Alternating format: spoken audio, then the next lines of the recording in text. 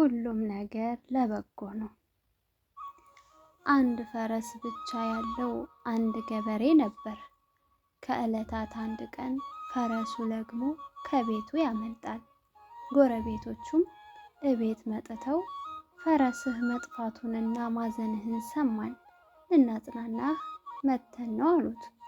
ገበሬውም አላዘንኩም፣ ለበጎ ነው አላቸው።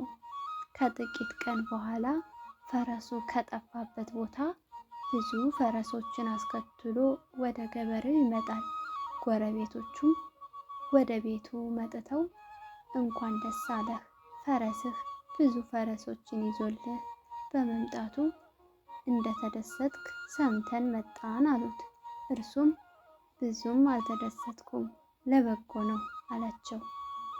ከጥቂት ጊዜ በኋላም ወጣቱ የገበሬው ልጅ አዳዲሶቹን ፈረሶች ሲያሰለጥን ወድቆ እግሩ ይሰበራል።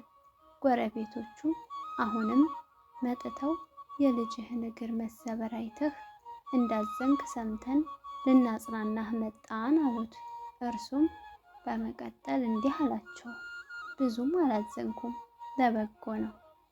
ከጥቂት ቀናት በኋላ በሀገሪቱ ከፍተኛ ጦርነት ተከፈተ።